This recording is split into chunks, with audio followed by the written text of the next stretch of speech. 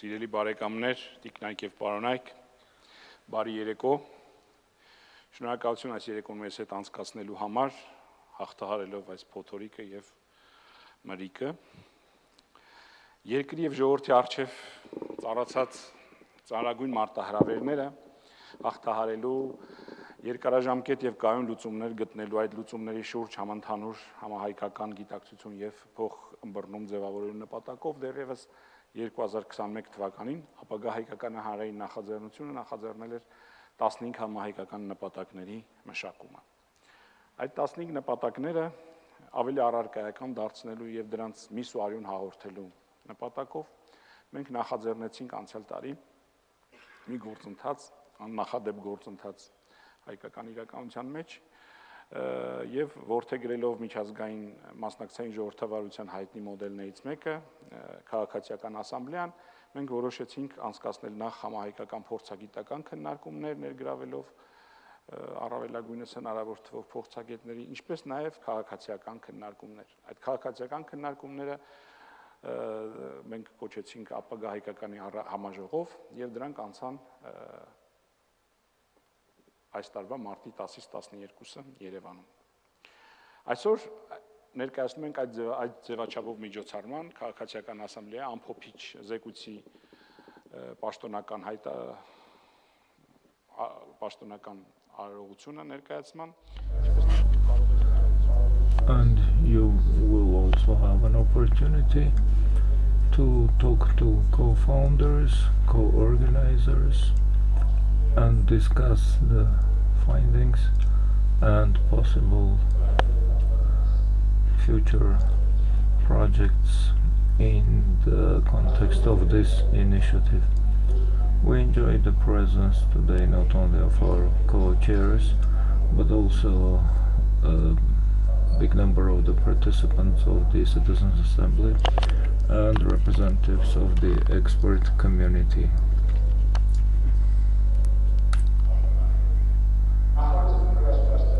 The initial plan was to also have with us today Ruben Vardanyan, former state secretary of Artak, but as you know the criminal blockade of Artak continues. Mr. Vardanyan will join us over Zoom online from Artak blockade. Good evening everyone, I welcome from Artak everyone. So please, your welcome address. I do not want to take much time. Suffice it to welcome everyone and tell you that it turned out this way that for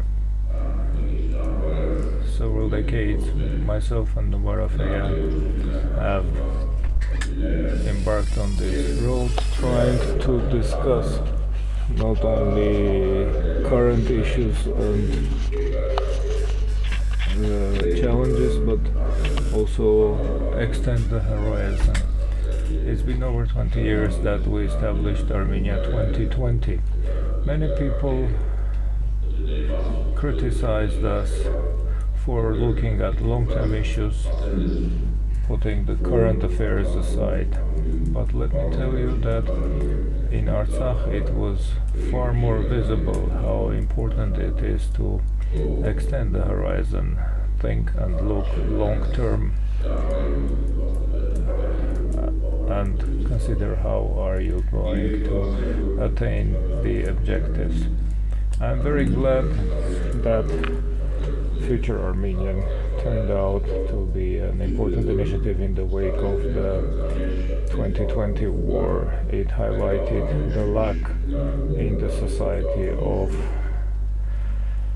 unfolding debates around ideas, converging efforts around ideas. The 21st century is a century of change. We're living through a serious crisis where there are three concurrent major transformations underway. The technology transformation,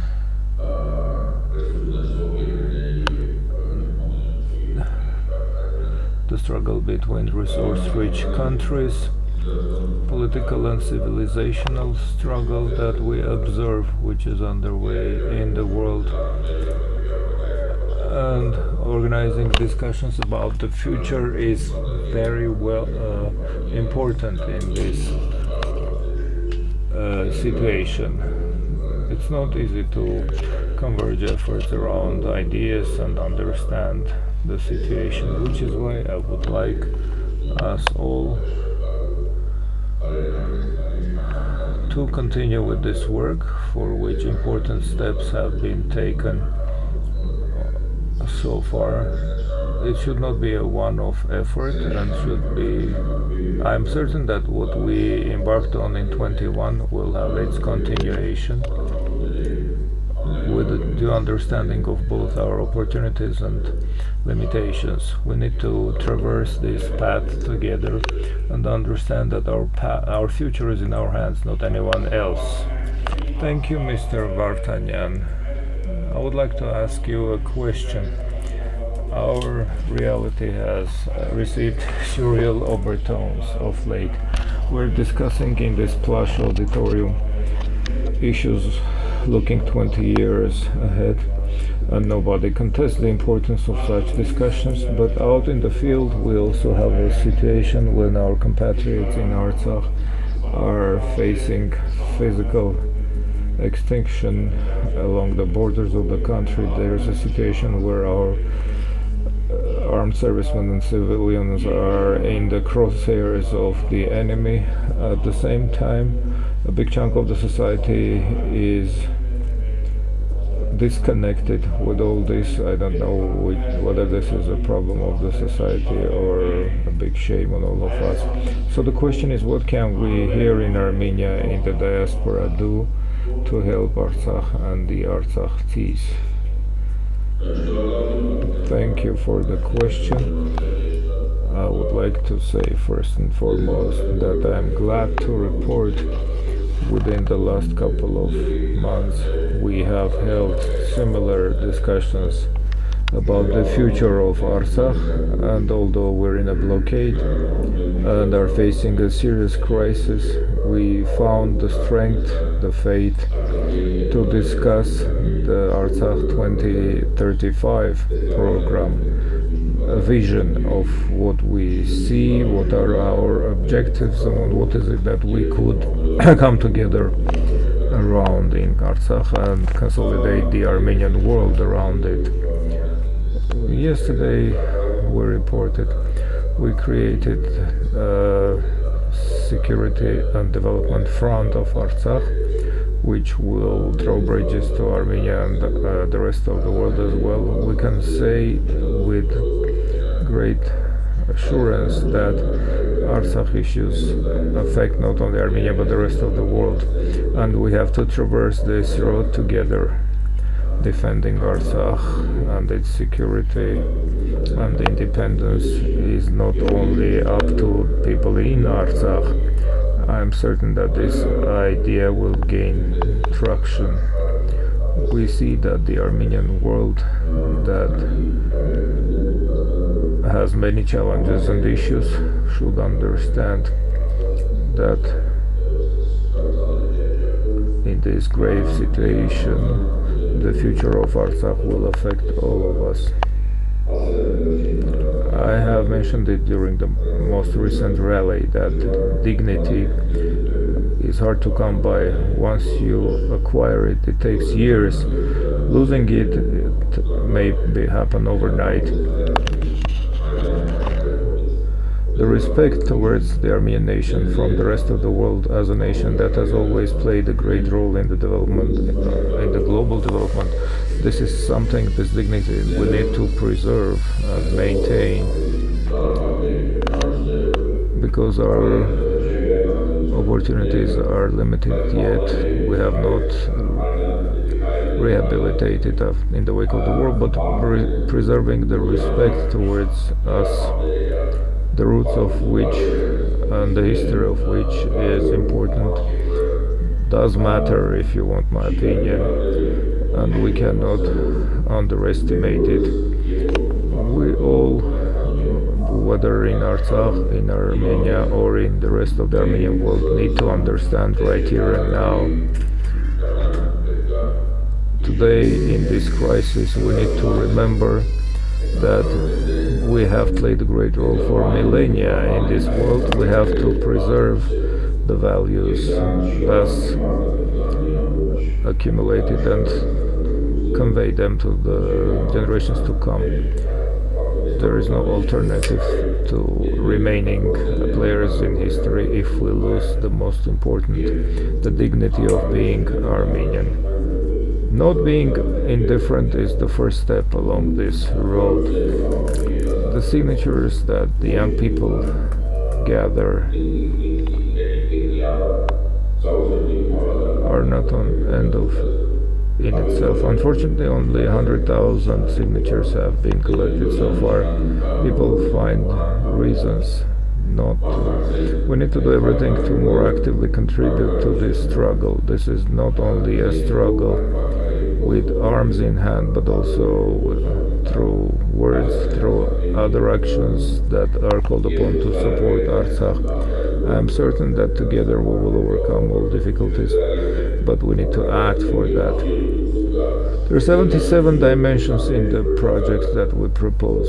The 77 dimensions is what the front has submitted as a roadmap to the Armenian world. Will require great resources, intellect, experience, which we've always had, and our network, our intelligence, our experience will have to be put to good use to address and resolve these most important issues. I'm certain that it is Artsakh that will mark the beginning of the revival of the Armenian world.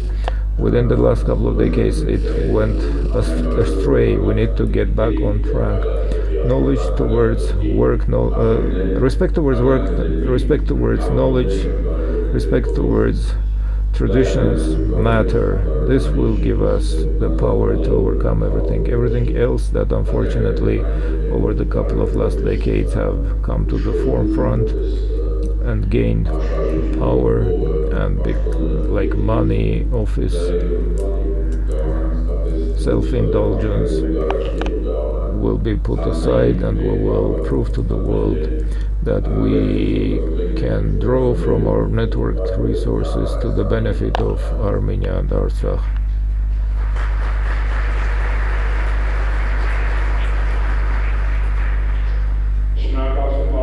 Thank you, Mr. Vardanyan. Let's wish Artsakh and people in Artsakh, yourself included, resilience and hope that we as a nation will stand this historical test and will not be ashamed of the generations to come. Thank you.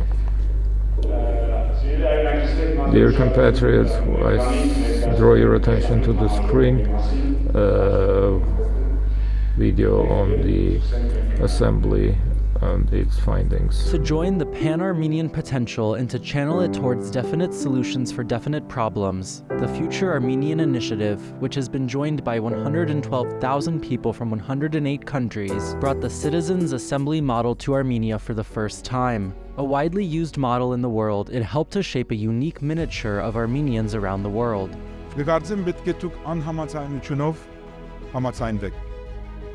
Լսելով խոսեք իրար հետ, քննադատելով աջակցեք, մրցակցելով համագործակցեք. For 3 days, 200 participants discussed 3 out of the 15 goals of the Future Armenian Initiative. Each day consisted of 3 phases: learning, discussion, and voting. More than 2,000 ideas and observations have been registered, and about 40 program recommendations were presented and voted for. Աստված առանց բացառության անսահման կարելիություններ տված է մեզ, բայց որպեսզի այդ անսահման կարելիությունները մենք կարողանանք օգտագործել, պետք է խանդավառված, թրական եւ իրաբաշխ մոտեցումով կարողանանք ապական ծրագրել.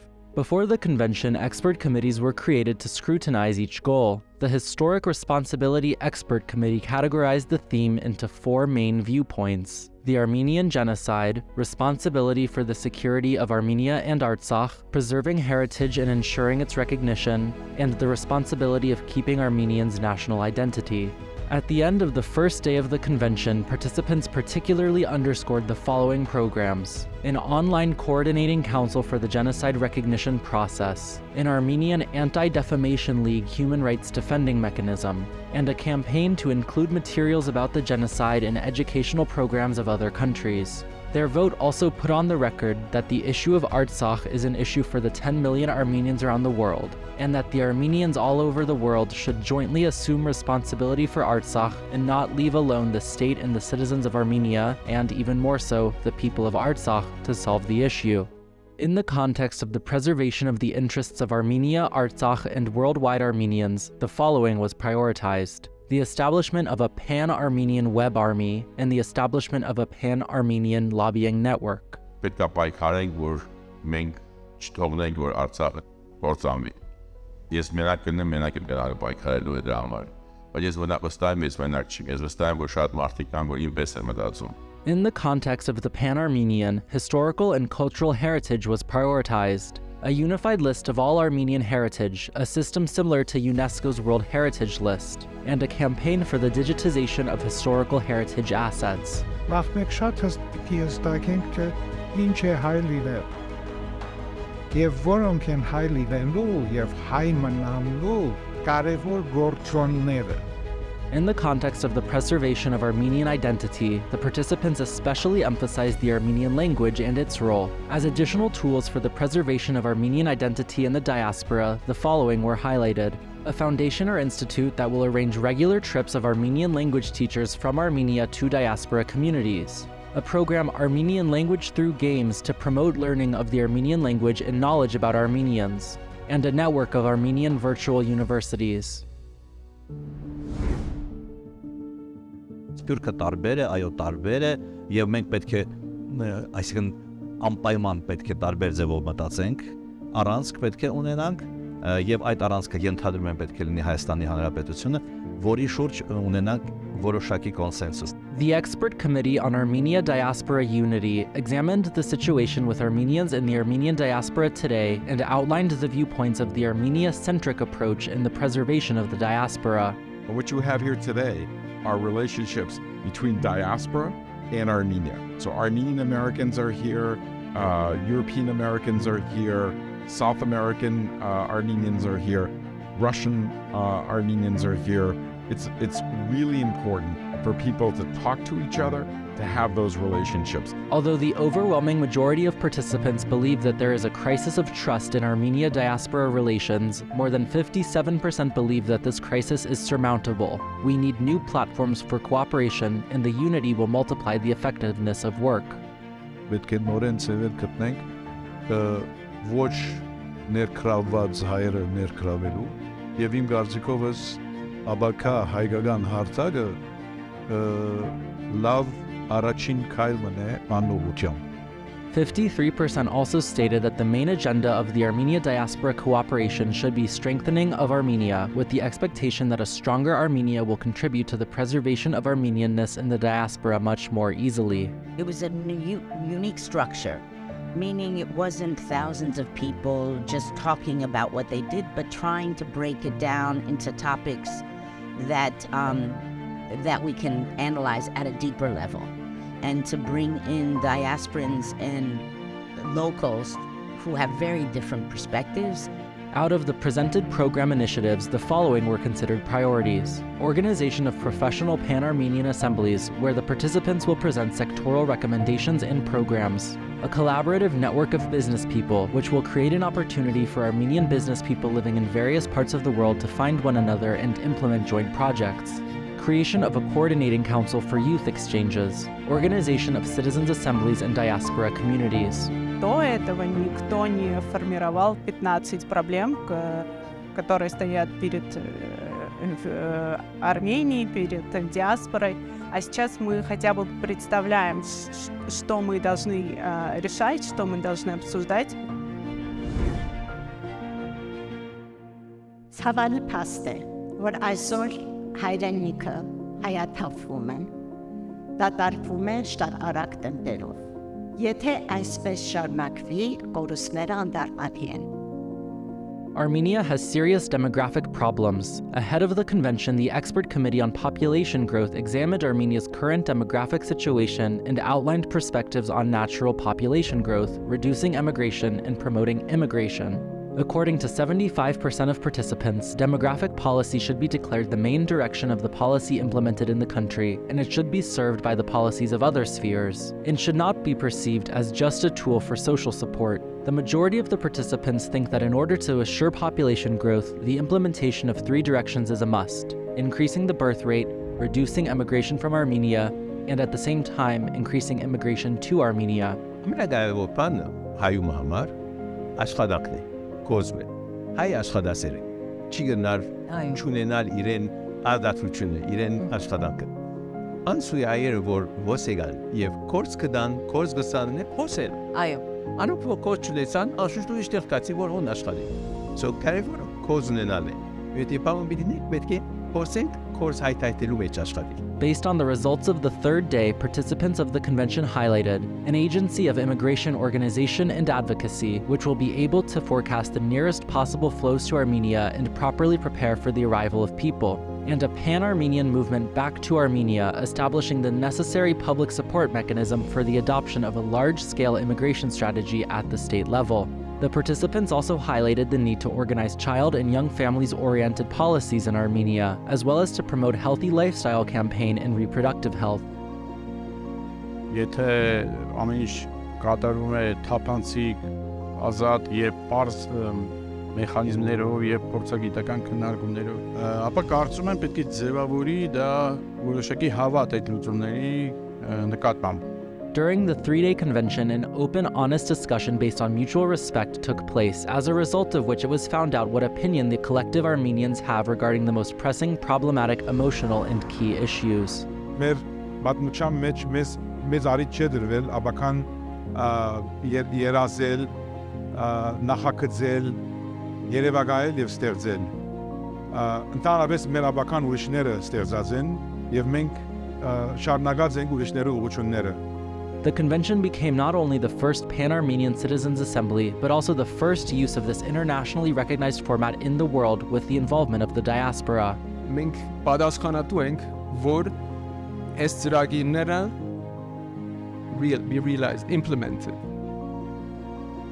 իրագործվեն։ Գուցե մենք անենք, գուցե մենք չանենք, գուցե դուք անեք, գուցե մեր միջոցով, մեր օգնությունով։ The recommendations and program ideas adopted in this format, the highlighted priorities, became the property of everyone: the state, the public, the diaspora, and all Armenians of the world. Ճանապարհը հաղթահարում է քայլողը։ Մենք սկսել ենք քայլել։ Եկեք չվախենանք, որ այս ճանապարհը անցնենք այդ միասին։ Based on the results of the convention, it is possible to formulate where we are now and where we are going, and to be able to define independently and jointly our common future.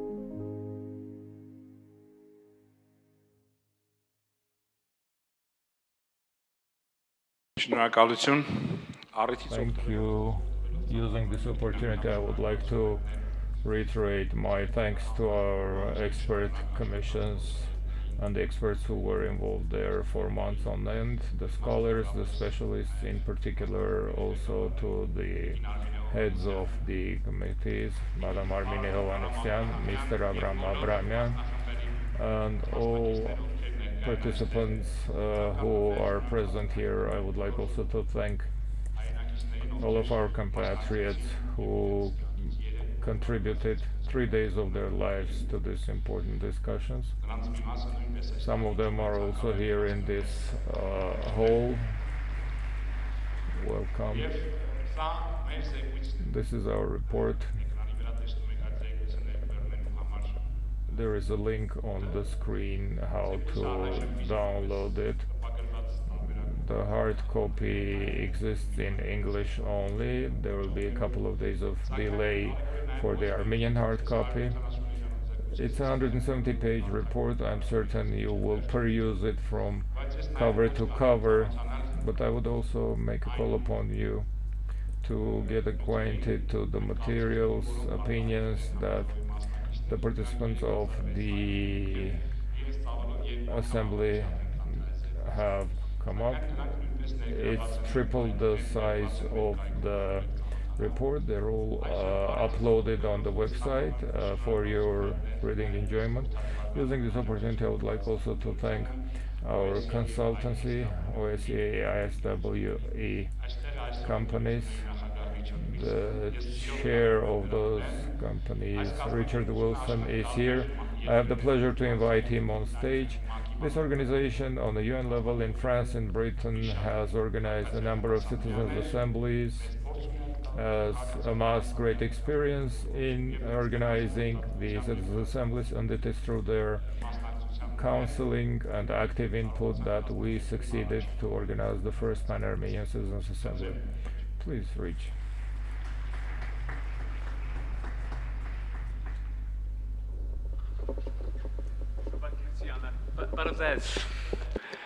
Is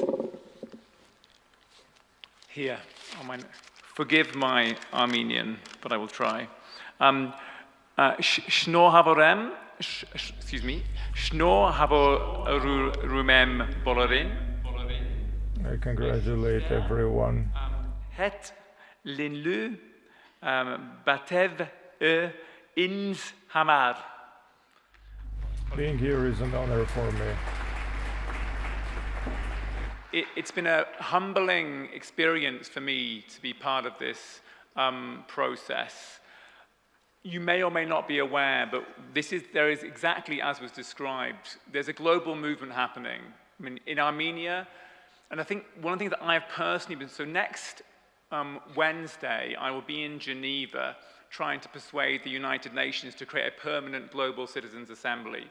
We ran one for COP26. They want to do one because the crises we're facing at all different levels are too difficult for our existing institutions to manage themselves. And I think precisely as was described before, what's become clear to me working in Armenia is absolutely the challenges here in Artak, the security issues, have ripples that affect the world. The local is the global, and the global is the local, and there is no difference between them. There is, and what you may or may not be aware, but what's happened through this process is leading the way for others. There have been many citizens' assemblies over the last 10, 20 years, but there have been none like this. None involving the diaspora, none involving an affiliation network of institutions who are being prepared to make things happen. And I just want to, who was at the convention in the room? If you raise the hands of people who are there. I am hoping that this is the start of a pivot historical moment whereby we create these new institutions just as we did following the World War II, the United Nations, the Bretton Woods, to meet the crisis we're in, the technology challenge, the security challenge, the climate challenges that we're in. We need these new institutions. And what's happened with this, the work of Artak and the wider Future Armenian team and sponsors is really leading the way. There are people now looking at this project to work out what they do in other countries. And critically, new institution building, which is what we're trying to do here, it's both an art and a science. It's the art of bringing together influential parties, politicians, institutions, others, but also it's the science. If you turn to page 30 of the report, we've got a theory of change, which acknowledges we need to have institutions to be able to affect change. But we also need citizens ourselves to affect. This isn't about creating a new power block to compete with politicians. It's the scale of the challenges we face are so enormous, everyone needs to be lifted up. Exactly as described, we need to create new relationships between one another, new understanding to generate solutions to problems we've never had before. And this is precisely what we've been trying to work towards. I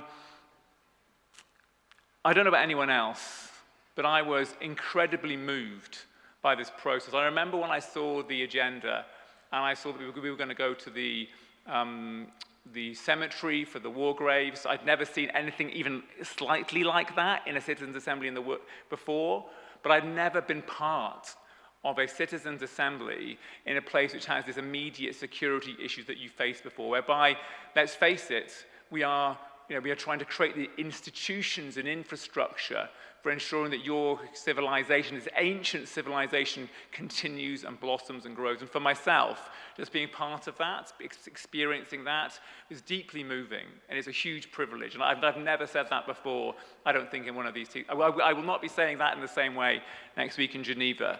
Your challenges are particularly real and acute right now, so thank you. And in the words of Noubar Afeyan, who will be speaking later, it's about this idea of creating your own future, as he described just now.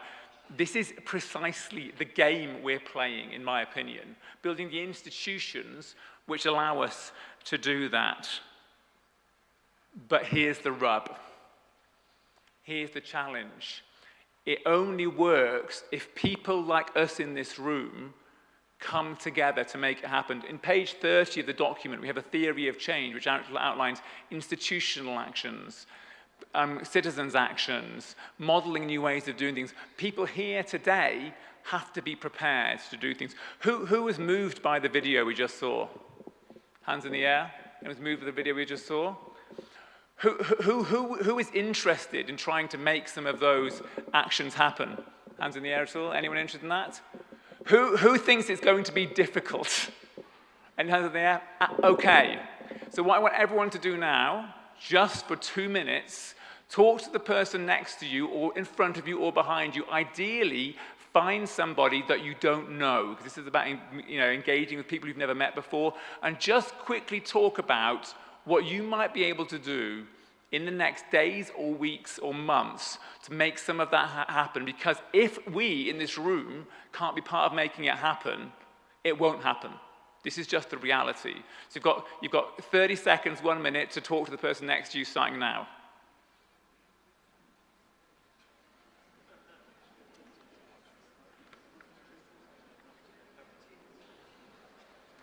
If you're watching this on the live stream, take some notes about what you're going to do, okay? Or talk to the person next to you in the office or at home, or your wife, husband, or kids, or dog if you've just got your pets there. Let's keep the conversations going afterwards. Inch tizanes ein el gehenzes. I don't know if that's right, but a major seed has been deposited in the rich soil of Armenia in March of this year. And in the words of Buckminster Fuller, the famous American architect, he says, "You never change things by fighting the existing reality. To change something, create a new model that makes the current way of working obsolete." This is what we're trying to do here. Congratulate yourselves on doing it, but it's all about what we do tomorrow that makes whether or not we're going to create a model which enables us to really rise to the challenge. Thank you very much. Shnovaglusion.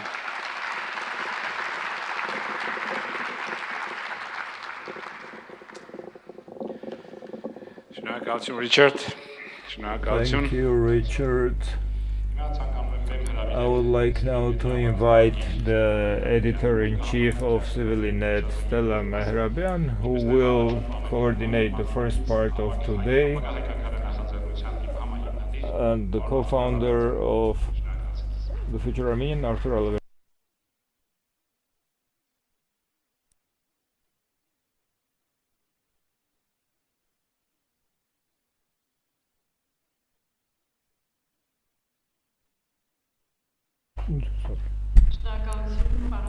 Thank you, Mr. Apitonian.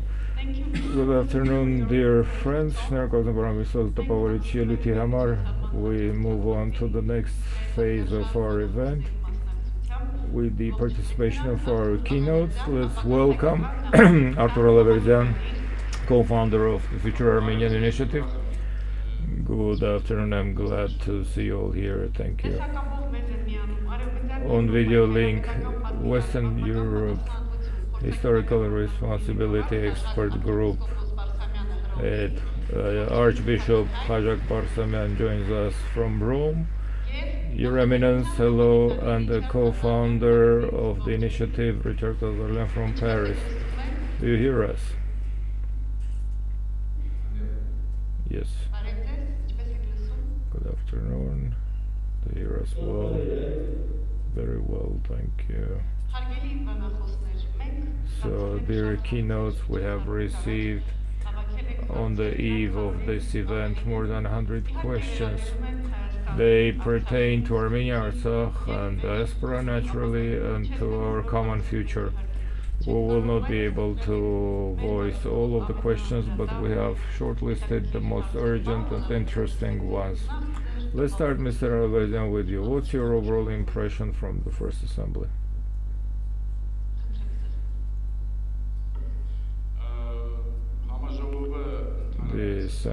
The conference was so interesting and in such a collaborative atmosphere that it was very inspiring. The involvement of the people, their willingness to contribute, to work, to think, discuss in a respectful environment, arriving at some findings. I was very enthused by everybody's willingness, seeing it all.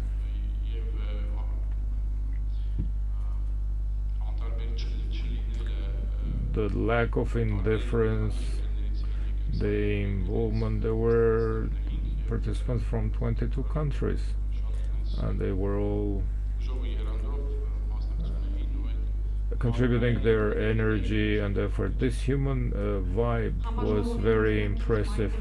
Marina Meloyan from Ararat, a participant, is asking how effective was the conference. You already answered that.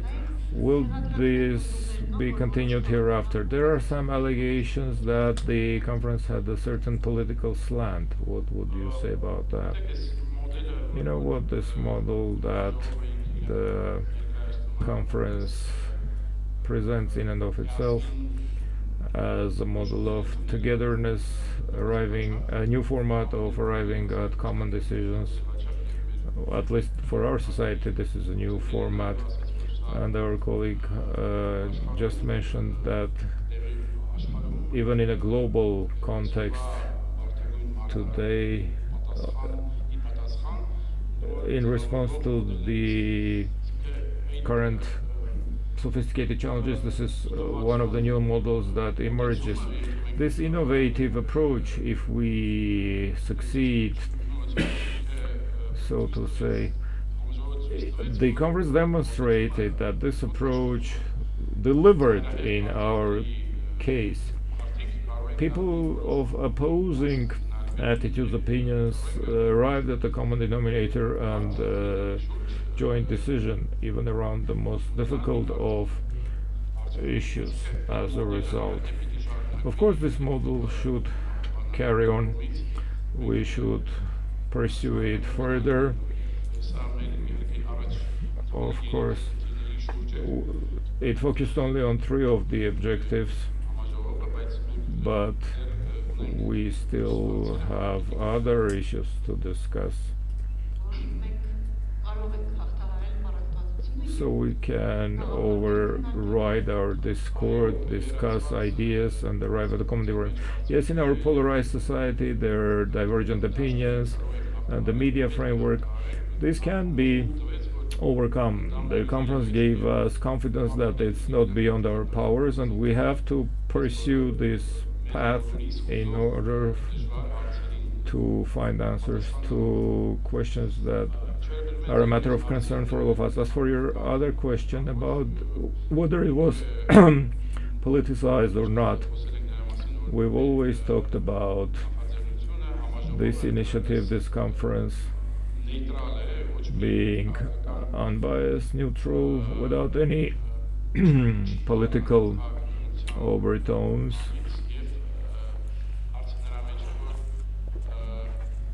What it boils down to is that whoever participates in it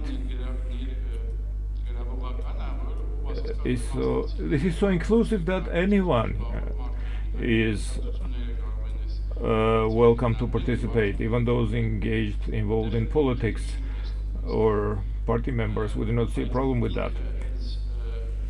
But as a depoliticized platform, the phenomenon, a non-political assembly, it has demonstrated that we can get out of these narrow constraints, political or not. Of course, political agenda are a matter of concern for every individual. As a citizen, you cannot remain indifferent to politics. We can discuss that together without politicizing matters or subscribing to colors. Thank you, Mr. Alaverdyan. Let's move to Rome. Your Eminence, you have been in charge of the historical responsibility expert community. Alaverdyan from Canada asks, they talk a lot today that we fail to assume the historical responsibility or draw lessons from history. In your expert discussions, was it difficult to find a common denominator? Absolutely not. It wasn't difficult, and that's my impression.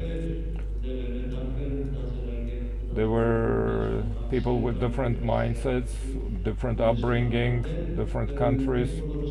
We all together succeeded in freely and in an unencumbered, polite way to share our thoughts, ideas. And when these ideas were being expressed, even if they were opposing each other, people listened and equally politely came up with their takes on the same matters. As a result, we adopted a common approach which was then reported to the conference. I was really very enthusiastic about the calm, frank, eager and respectful approaches of all participants. Thank you, Holy Father. Mr. Azarnia, welcome once again. Mr. Azarnia, the French experience of Citizens' Assembly was a source of inspiration for the Armenian Assembly. Could you please share with us what are the parallels that we may draw between these two processes, and frankly, which one was better? I will take the liberty of answering in English. I think the French example is not per se an example that we followed or inspired us. I think there is a general context within which the French Citizens' Assembly inscribes itself of the shortcomings of representative democracy. Whether it's in France, in Armenia, or elsewhere, we're seeing that it is no longer sufficient. It's necessary. I don't think it's something we need to forget or ignore, but we need more direct participation, direct involvement, and we need more diverse and various types of voices to be heard and taken into account in the way we decide issues, the way we discuss matters, as Artur just mentioned, and the way we come to decisions. And so the Citizens' Assembly we organized a few weeks ago in Yerevan was one example among many others. The French is one, the European Union has conducted a very interesting one, the Germans, the Scots. All of these are additional complementary ways of enriching the democratic debate, of strengthening the democratic conversation that is fundamental to a nation's political health. And in Armenia's case, I think of leapfrogging many stages that a lot of these older and much more structured and historically stable democracies are now starting to follow. Well, we're running fast and trying to do the same things because it makes sense. And in that sense, I think Armenia is both inspired by what is happening, but extremely exemplary in the sense that it's the first post-Soviet republic to have this kind of a participative initiative. It's the first ever in the world such initiative that includes both the diaspora and the citizens of the republic. And so in that sense, we're very quickly building a political consciousness and a political conscience that will hopefully help us build along this very unique path of a strong democracy, which also is very rare in the post-Soviet space. And so, yes, we're inspired by it, but we're also driving things in ways that others haven't. And I think it's a collective movement in the world where all democracies, old and new, can come together and build a new approach to the democracy that adds to and enriches the existing representational democratic model. Thank you,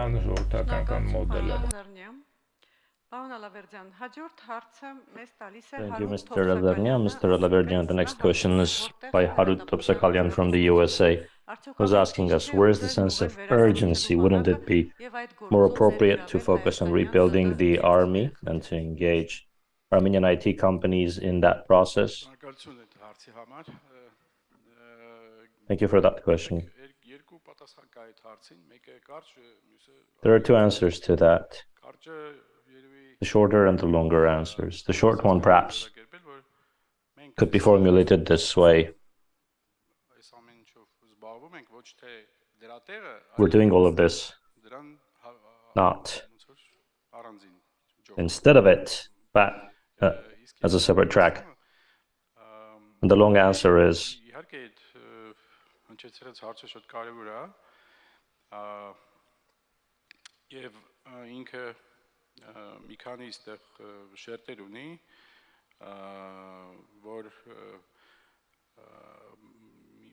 this has a number of layers. Well, that first of all,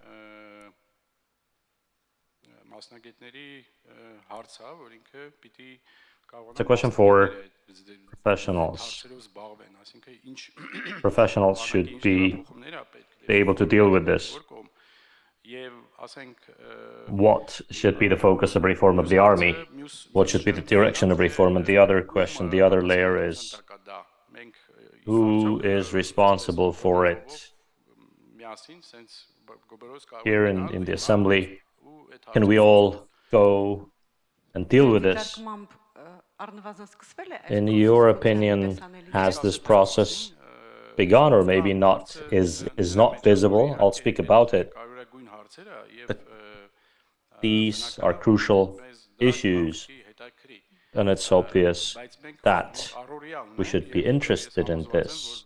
But we have our daily lives, and I am sure that most everyone is engaged in these current affairs, daily business. My information is that the transformation is that the army transformation is happening. ID companies and hardware companies are engaged in this process. And they have a lot of results in this field, a lot of achievements. We have to understand here there are long-term issues and short-term issues. People, by their nature, think in two ways. People, they have the short-term thinking and the long-term thinking.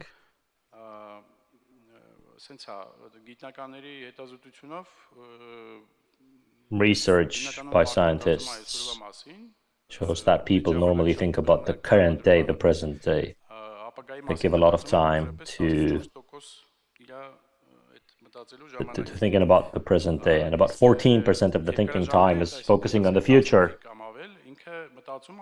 And the long term, 10 years plus, is getting just 4% of one's time. And that's not hurting one's daily business, one's current affairs. Are we thinking about the future? We have to think about the future. And our initiative, our conference, this forum, this appeal, this invitation is about that. We have to think. We have to at least spend that 4% on that, to think and to conceive, to forge that future. Thank you, Mr. Alaverdyan. Back to Rome. Eminent Father Khajag from Yerevan is asking, The only question is that this absolute schism and the intolerance towards one another. I think Hayk Sargsyan is not the only one who's worried about this. We all are worried about this. In what ways, how can we overcome this schism, this division? Because there's little time. As we all know, Armenia and Artsakh currently face dire challenges, and one of the ways to overcome these challenges would be to create in one neutral place a pan-Armenian dialogue, that is Armenia, diaspora, and within Armenia, government and other groups, government and church, and a pan-Armenian dialogue should be initiated.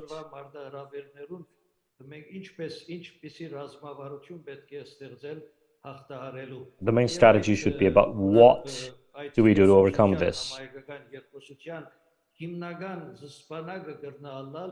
The main trampoline for the pan-Armenian dialogue can be our collective love for our homeland. We cannot imagine an Armenian who would not love our homeland. Individuals that may have different political views, political ideas. Every single Armenian loves Armenia.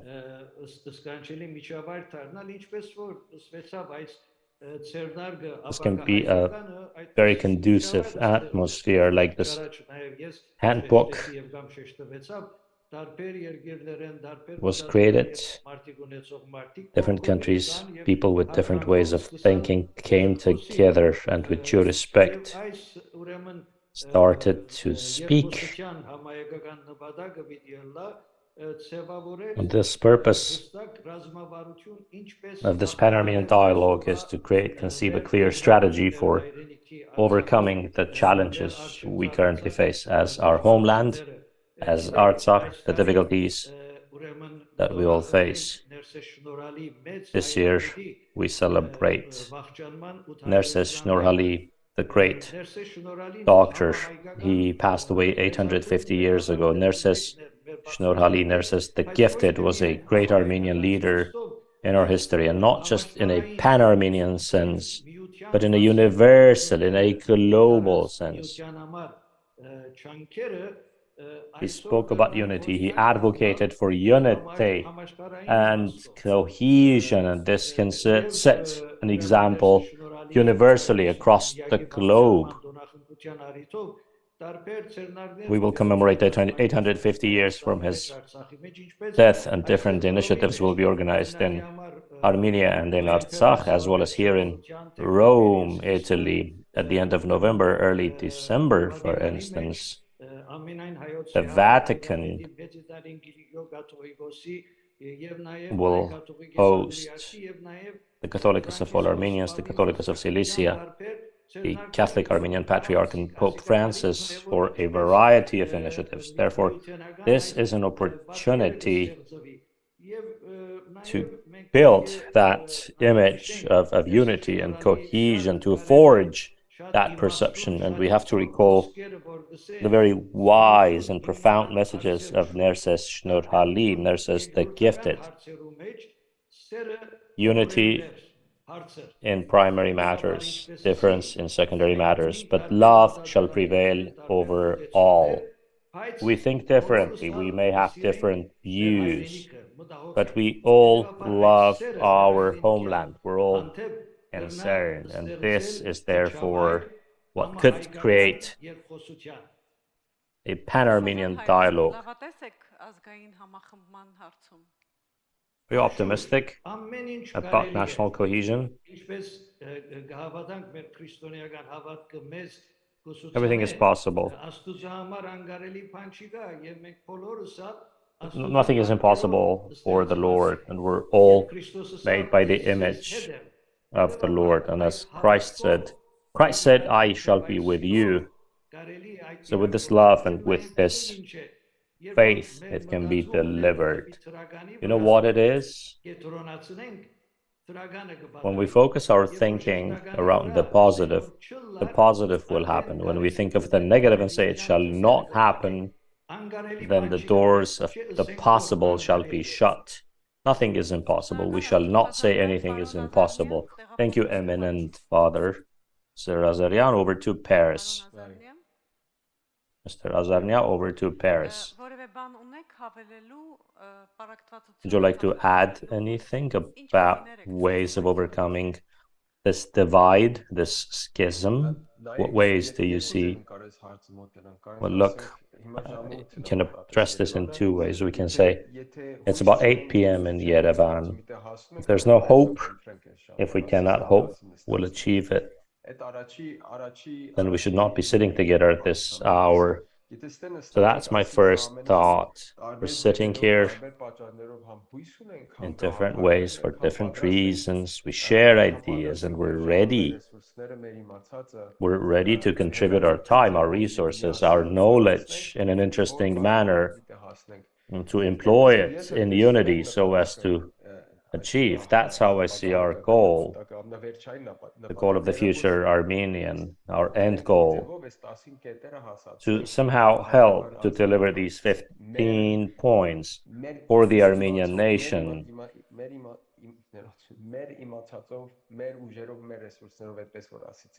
What we know, with our knowledge, with our potential, with our resources, with our capacity. Now, what I think is important for us to come together is its importance, as Artur said, for these questions we've discussed, that we've agreed upon, for these different ideas, that the strategic journey we've embarked upon, to follow it through. This is not my idea, not yours.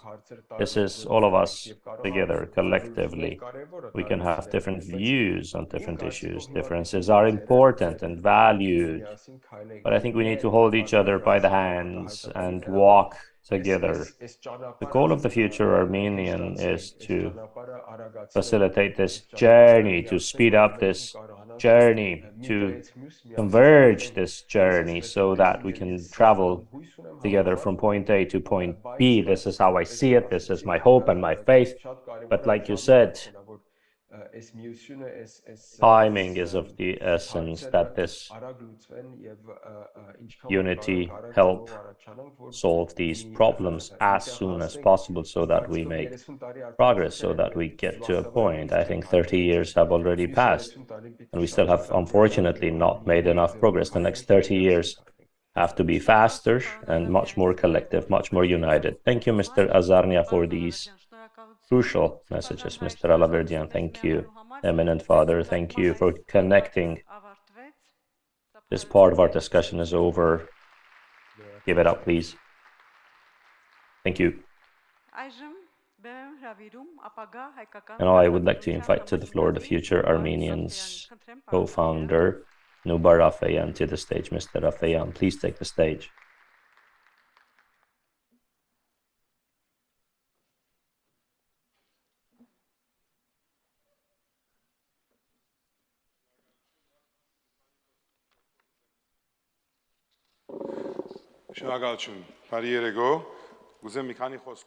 Thank you and good evening. I would like to say a few words and then contribute with some questions.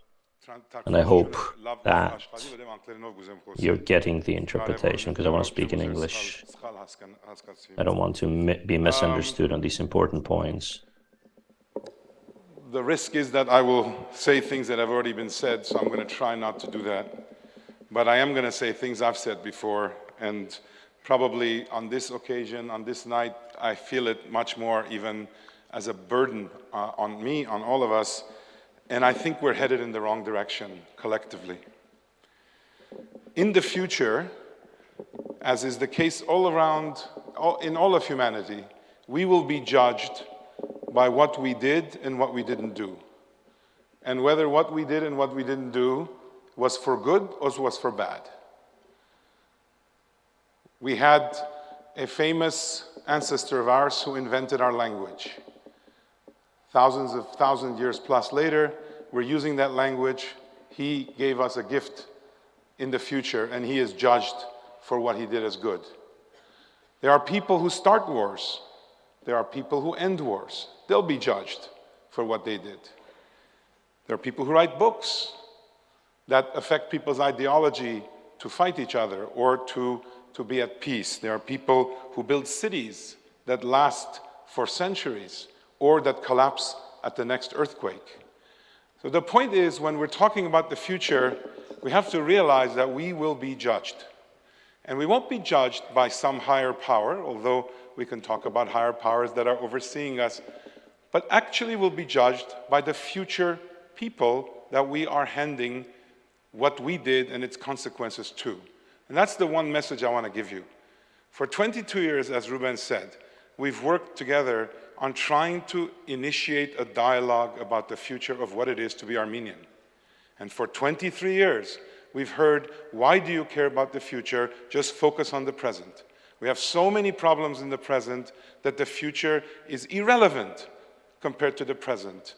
When our present is much better, we'll start thinking about the future.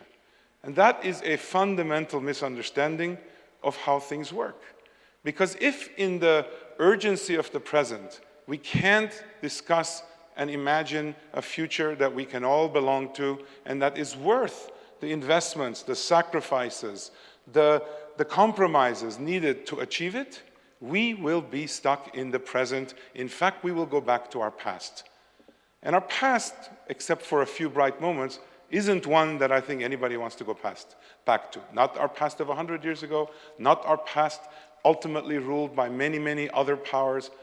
In the future, it will be the act of what we do today that will determine what kind of country we have. And when you hear, and you'll hear from me, the disappointment, the frustration that we have in the diaspora about what's happening today, it's because the diaspora can only impact the future. Because we are living all around the world and we wish what we are experiencing to Armenia. We want to connect Armenia with those possibilities. We have no say in the future of Armenia. We have no say in the future of Armenians. All we can do is come, express our wishes, support the present, through acts of generosity, and that's all very important. But if one of you today leaves the room and says, you know what, let everybody else worry about the present, I will worry about the future, we will have added one more person. Now, many of you are part of Future Armenian, and I recognize that this is like Sirpazan going to church on Sunday and giving a speech as to why people don't come to church. And you are in church. You are in a discussion on the future, and I understand that. But I hope that you will be able to get enough confidence in this activity, not to question it, but to spread it to other people and to literally sign up soldiers, future Armenians, who actually care about this. So that's one thing I want to say. I'm sorry, I'm going to speak a few more minutes. We are at the American University of Armenia. And if you look at the grandiose expressions in the top of what a university is, what education is, why do we educate our kids? So that they may be ready for the future. Which future? The future that randomly follows the mistakes we make today? Or the future we are all collectively building? Why educate people if they're just going to live in the present? So this is a perfect place to have a discussion about the future. Not the future I want, not the future any one of you wants, but our collective future. And here's an interesting observation. Who does our collective future belong to? Does it belong to the church? In part. Does it belong to the current government? Well, in small part. Why? Because the current government, the current institutions, the current companies, all the institutions around the diaspora are elected and selected to take care of the present, not the future. So who does the future belong to? And I would argue, whoever wants to take it over. The future is actually an orphan. And it will either remain an orphan, or some subset of us will say, you know what, the present, we're going to struggle, we're going to do everything, let's build this future. So that's another point I'd love for you to at least think about. So in the past, I've talked about being Armenian by choice. This is an expression that is used often in the diaspora when somebody marries a non-Armenian, and that person chooses to accept an Armenian culture, the language, the traditions, and we call them Armenians by choice. And very often I've talked about how nice it would be if every Armenian by birth would also be an Armenian by choice. And that is, instead of hoping that our birthright is enough and nobody can question our Armenianness, that we can just actually choose to be reborn as, and here's the modification I'll make, a future Armenian. So I think we can all be future Armenians by choice, even if we're current Armenians by birth or by marriage. It's going to take a lot of imagination. Every time we come together, we criticize each other's ideas. Let me tell you again, this is not to be defensive, but I invented the word in one of our future Armenian board meetings, Knnatadaran. It's not Tadaran, it's Knnatadaran. We have invented the world's best criticizing institution. It's just ourselves. We criticize everybody's idea. It doesn't matter whose idea it is. Even before they finish the idea, we start criticizing the idea. If we criticize ideas about the future, we will be stuck in the past and the present. So there has to be room to dare to say things that are possible. Can we be a center of artificial intelligence? I can already hear people saying, us, San Francisco, Silicon Valley, China, what us? Forget that. So it can't be forget that. Those countries weren't those countries. Singapore was a fairly backwards country a few decades ago. Korea was an extremely backwards country, South Korea. So that's an important thing. And it's going to take, Artak used the word surrealism. Unfortunately, he described the current situation as surrealistic. Actually, it's okay to imagine the future as surrealistic. The future is supposed to be surrealistic so that you can actually figure out what currently grotesque looking thing that you don't believe you can make suddenly becomes a path forward. So it takes imagination. There's a great quote that I will use by George Bernard Shaw. And it says, imagination is the beginning of creation. You imagine what you desire, you will what you imagine, and at last you create what you will. Imagine based on your desire, create, and then that's what you get. If we don't have an imagination about our future, what are we creating? What are we creating? What are we fighting over today? So that's, again, something that we should, I think, take seriously.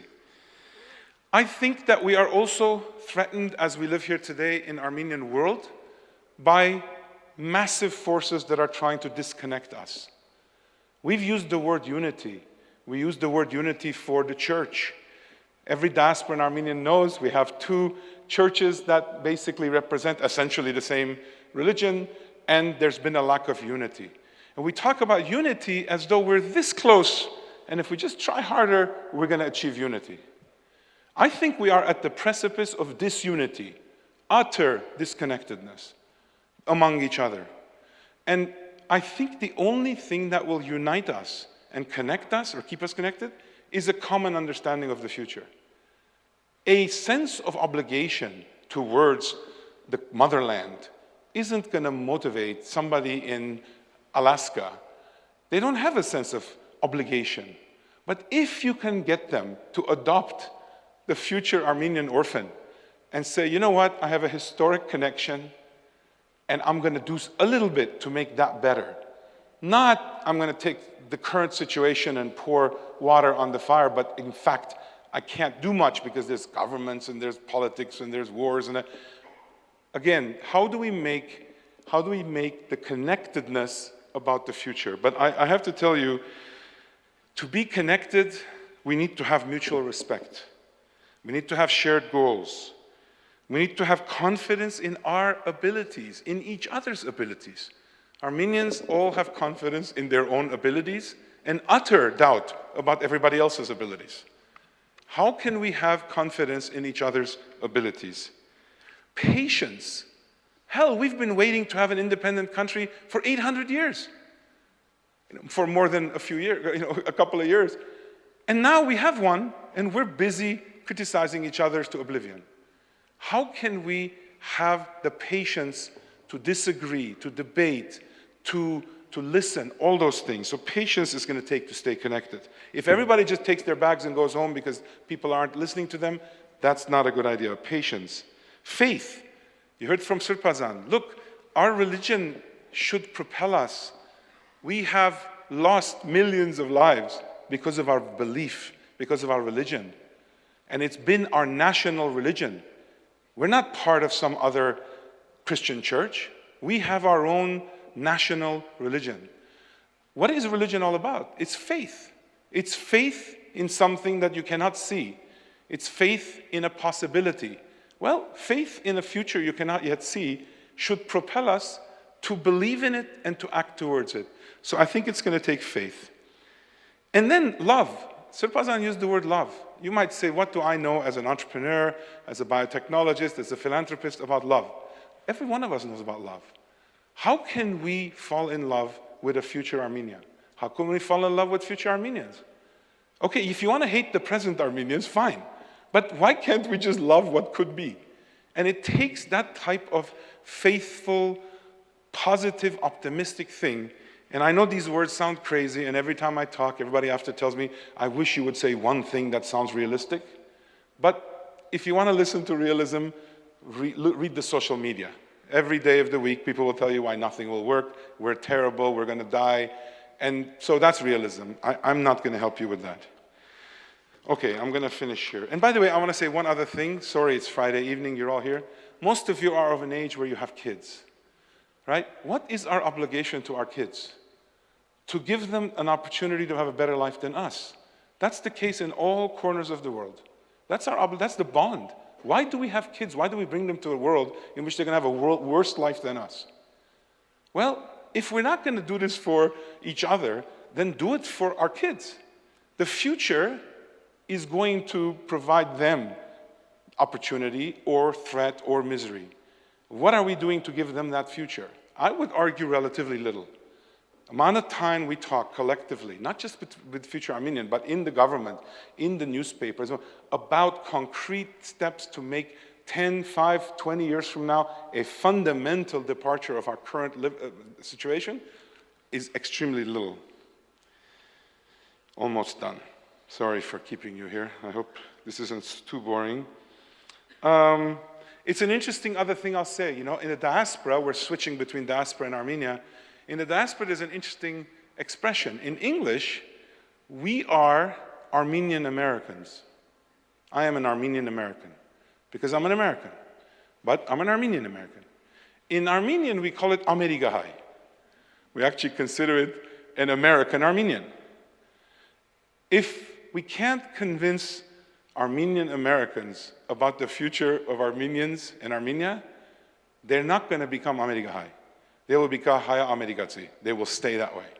And again, I want to tell you, in the 30 years we've been independent as a country, in the 22 years I've come to this country 5, 6 times a year, I have never felt as worried that the diaspora is going to go back to being disconnected with the motherland as I do today.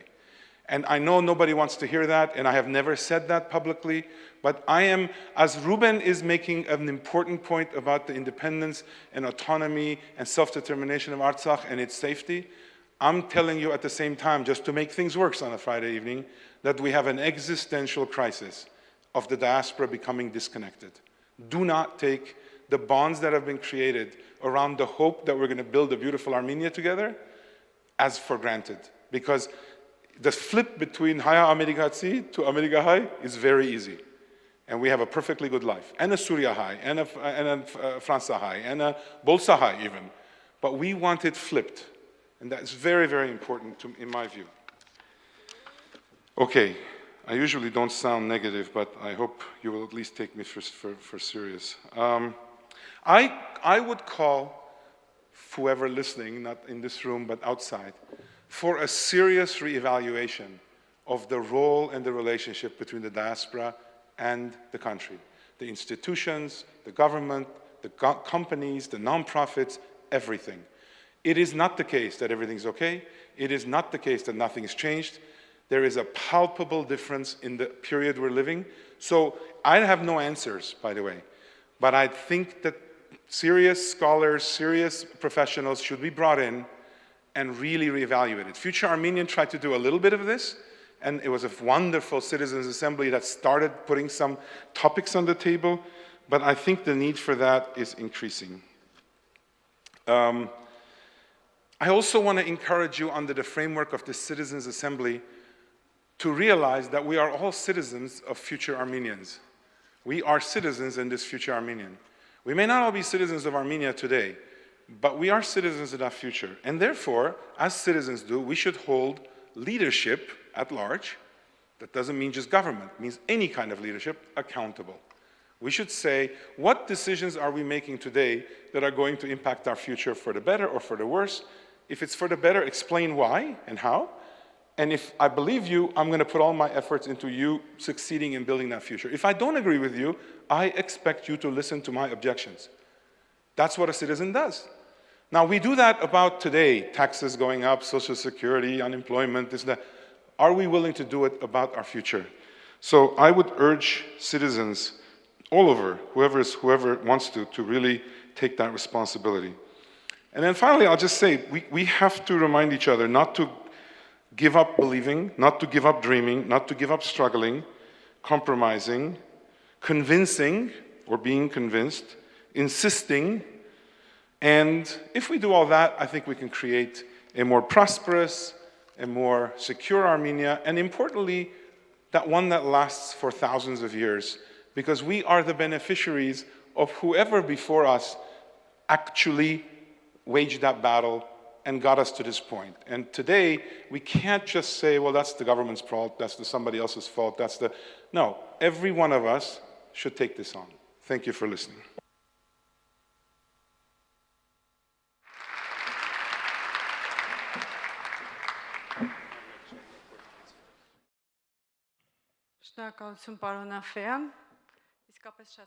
Thank you, Mr. Afeyan.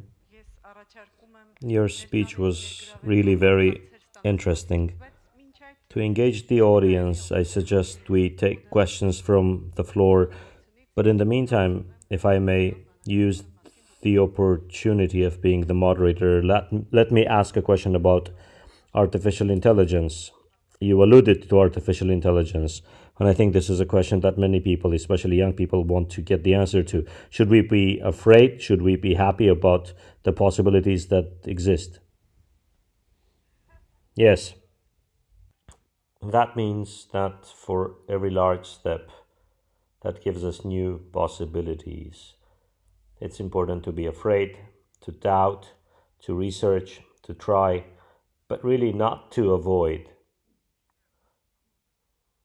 Because when the others use these possibilities, and then we are in competition, we're constantly in competition economically, ideologically, with ideas, it's important that these new possibilities, these newly invented tools, are properly understood and used by us. So I don't see any novelty in that sense. The internet came, the cell phones came,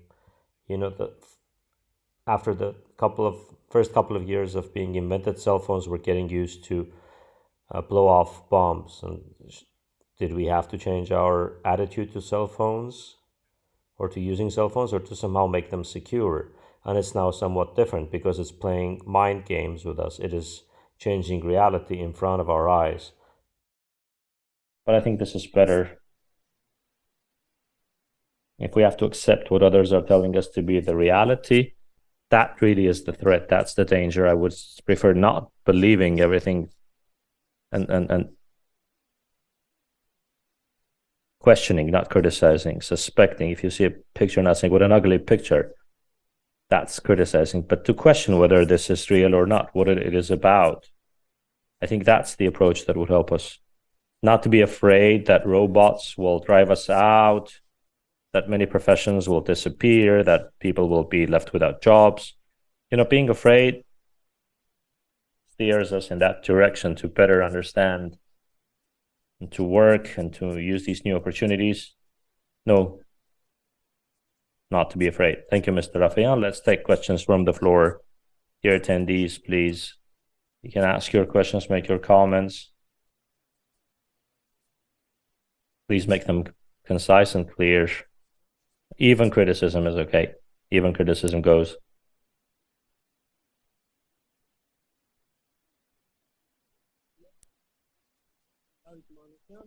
David Manukyan. Greetings, Mr. Afeyan.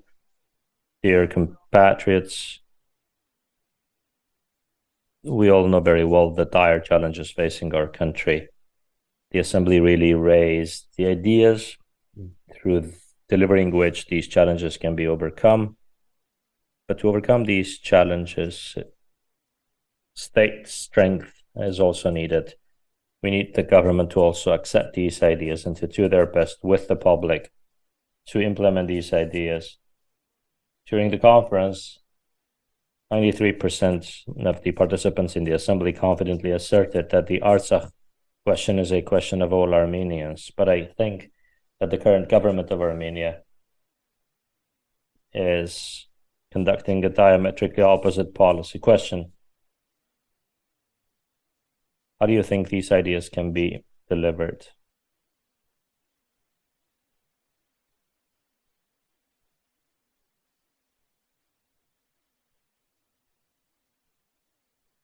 We all need to expect and demand, all Armenians, and the government, the different leaders of companies, all the leadership,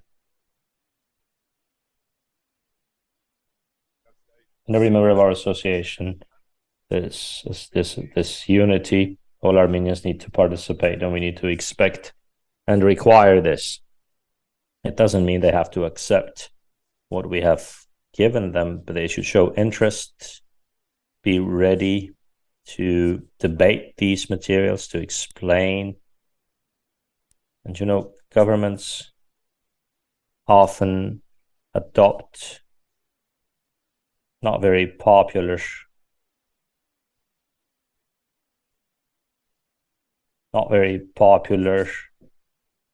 measures. Really, that's the role of government. But to take that step, there needs to be a discussion, some consensus on any topic. I'm not discussing current affairs necessarily, but I'm hoping that by taking the example of different countries or the experience from different countries, respecting each other more, being more interested in the ideas that are available out there, we will achieve it. I think that on that day, when we start saying that we're really a rich nation intellectually and with our connections and resources, not every nation has representatives in different countries that have achieved various roles and can capitalize on it for the betterment of Armenia. Somehow not to think that we have lost these people and we need to deal with our own problems. It's about maturity. I think this is also about maturity as a nation, as a country. For thousands of years we've been living, and I saw recently we found an ancient place where bread was baked or wine was made. But I think that politically we need to be more mature and demonstrate that by just voting we cannot collaborate, we cannot cooperate. Voting is a first step. Staying interested afterwards is the best way to bring together everyone's ideas, and even if we don't accept them, to at least understand each other. I think this would be a good step. Thank you, Mr. Afeyan. Next question, please. Thank you for the question. Who's the next?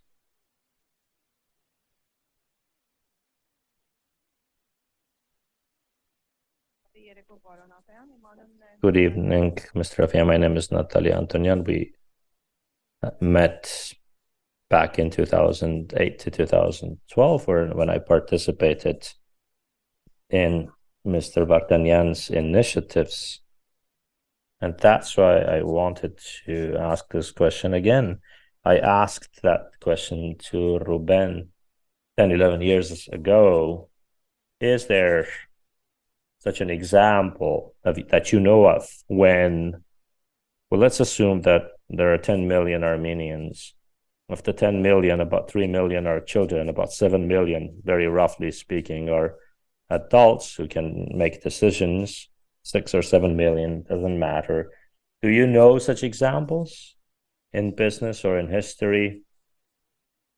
20th, 21st centuries, in states, do you know of examples of 5 or 6 or 7 million people coming together and having a discussion in a very difficult situation or in a crisis, having a discussion and reaching some agreement, and then moving towards that purpose together, traveling that journey upon which they agreed. Is there such an example? I just don't know of such examples. Singapore that you quote as an example, Korea that you're citing as an example, and the different businesses that are there, all of them had a leader. Depending on the leader's capacity, he or she either brought in professionals and was able to get the right direction from the professionals and to make the right decisions and to move forward, or didn't succeed. Do you know of such examples of 4, 5, 6, 7 million people coming together, having a discussion, agreeing on something, and then starting to move towards that objective and achieving that objective? Thank you. Also, if your suggestion is that without a leader, a future could be achieved, I think that's an interesting idea, if that's what you're suggesting.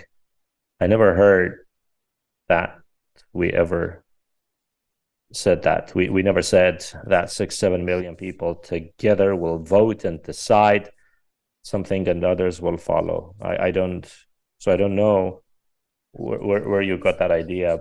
But if we see the examples of Singapore and Israel and many other places, we'll see that these leaders who succeeded, they listened to their people and they represented their people, not just with votes, but with ideas. And they found a way to convince these people that this option which they present is not in a binding way, but ideologically can become more acceptable. It took time, and I don't know if you know, but 10 years ago, if you participated, you will remember that we invited ourselves, and Ruben invited Lee Kuan Yew to Armenia for 3 days.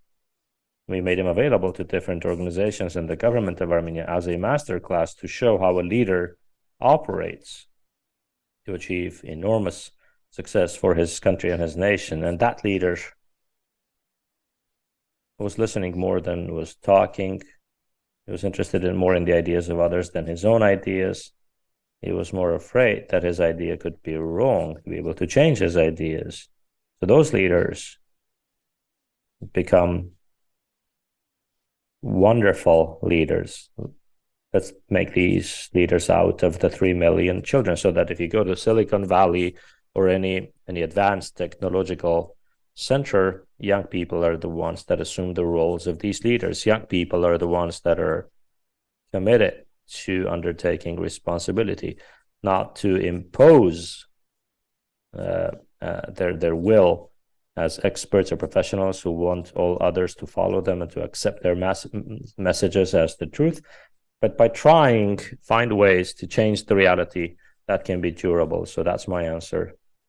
In our programs for 21 years that we've been working in this field, we've never proposed that 6 million people or 60,000 people should somehow come together and decide. No, if you're talking about the Citizens Assembly, well, it's hard to understand even the ideas of 300 without bringing together 300. We need to get accustomed to it and not be afraid of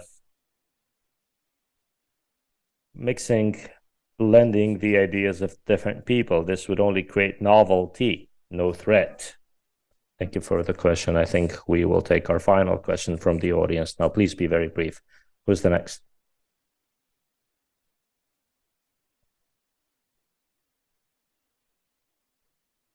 Good evening. I am Noubar Afeyan from Yerevan. Mr. Afeyan, what should an Armenian living in Armenia do to be able to best motivate diaspora Armenians for them to move to Armenia and to operate from Armenia, from within Armenia? Thank you. I'm sorry to repeat what I said. I think that first of all, we need to develop an understanding with one another of the future that we dream of, that we wish to achieve. And that's how we will be able to cooperate and create that future. I think not just about Armenians or Armenians in Armenia. There are two models in the world. Either the majority, the vast majority, or the prevailing majority, which expects that or thinks that the current cooperation is the most realistic, and the future is a result of the present. And then there is a very small minority, which thinks or believes that the future is first to be determined, and then it's that future that will drive our current activities for that future. So the future is a goal of the present, or the present is the goal of the future. Those differences in models keep us apart. If the present is really or the future is really to become the result of the present, then we will constantly argue over everything, over dozens of approaches. Which one is the better idea? What is the most important question? Poverty, inequality, security. I mean, we need to first of all understand each other. And that understanding of each other, I think, will need to become perhaps one of the most important national highlights. Not because the diaspora can work miracles, but I think it's because that future is about embracing the potential of the diaspora as well, to make it a much more inclusive future. And I think we have that idea recently that not the investments of the diaspora, but the engagement of the diaspora perhaps is for our future. And that's my message, and that's my feeling. And I hope that the future Armenian and the future diaspora Armenian can cooperate. First of all, start by loving each other, understanding and respecting each other, speaking about the future. They may not agree much over the present, but they will, or they could agree over the future. Thank you.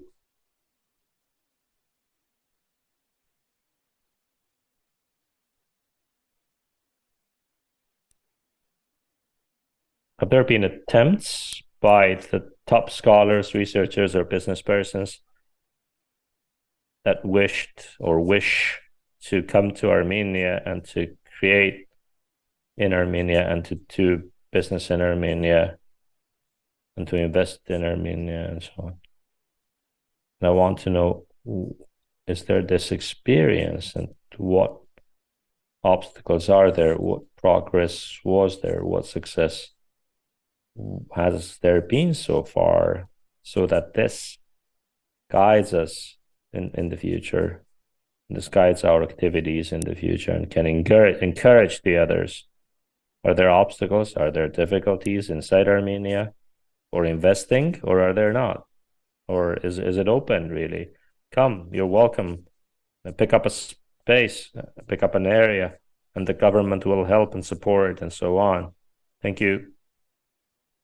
Well, look, there are hundreds of examples, if not thousands. This has been researched over decades. There have been discussions and meetings to discuss this thousands of times, and there isn't data. It's not like we just say today and discuss this experience. There's experience here, there's experience in different countries. Yes, Armenians are very different from the others, but we can take lessons. We can learn lessons from the others. Like companies can look at Google and Amazon and say, if I want to get to that point, what can I do? What should I do? So there are experiences, and I think that isn't the problem. The problem is that people want this model, bring an investment, create something, do some business. Then we see, unfortunately, that's not how the world works. Nobody invests a penny in a project in which the future is not subject to their expectations, or it's not a future that is not feasible. So all the projects that have come here with emotions, with the emotional appeal, have completely failed. There are hundreds of examples. We know Artak, the Future Armenian, different organizations that are here, the AGBU. We've researched this, and I can tell you, you may not have the data, but there's a lot of data. There's a lot of information. The former diaspora ministry did a lot of this. parent officials also are researching this. That isn't the problem. The problem is there needs to be a balanced approach, and we need to come and say any project that requires an investment, the future should be much more clear, much more understandable and credible. And if that trust isn't there, because the ideas transferred, the knowledge transfer doesn't happen, investment cannot take place. Investment then just becomes charity. That's my opinion. I think that really would be the result, the consequence of the lack of that planning. So I hope you'll stay interested and get those materials and that data to understand the different experiences. There's a lot of experience. Thank you. Thank you, Mr. Afeyan. Very briefly, please. Final question. We expect the best question.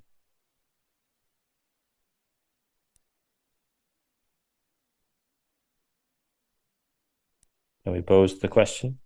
Go ahead, please. Thank you. There's a climate calamity around the world in the next 5 or 6 years. Every country in the world will be affected by this climate calamity. Do you think there is a need to change the current format of the consumer society to a human-centered social order? Is systemic change needed for the new system to be human-centered so that we can withstand this global climate disaster, including ourselves, Armenians, as one of the nations of this world? Well, this is a topic that is discussed worldwide. No, I'm just asking about earthquakes, heavy disasters that in the next 5 or 6 years. I understand. I'm just saying that topic is globally acknowledged. This is going to happen, and we need to change our paradigm. It's not just about the Armenians. Everywhere in the world, there's a sense of crisis, and there's a need to change the approach. But then different countries, India, Japan, how do the countries reach consensus? They come together, they present their projects, they try to convince each other about how it can change. The business sector plays quite an important role here. They have a lot of strength and capacity and can invest in solutions, and then governments need to come together and understand their roles. Is their role to safeguard the world or to secure their own country, their own nation? There's room for a strong conflict there. The role of Armenians is to be a member of that global network, that world network. Not a greater and not a smaller role, I think. There are many solutions in different places around the world. You know that Armenians have found some of these solutions and have been successful. I think we have that capacity. We need to encourage these solutions everywhere in the world. Whatever people are, Armenians, non-Armenians, we have to accept and work for these solutions. Thank you. Thank you for your questions, Mr. Afeyan. To conclude this event, this discussion, let me ask a question that several participants sent in. What is the future of the future Armenian? In one word, right. In 2 words, very bright. I would like to say very bright, but trying to be realistic. Well, no. In 2 words, perhaps right. Thank you, dear guests, participants. Our event is here with concluding. Thank you for participating, for posing your questions. Thank you to our technical staff for enabling this event, to our volunteers, to the interpreters. Now stay well. Goodbye. And thank you to you.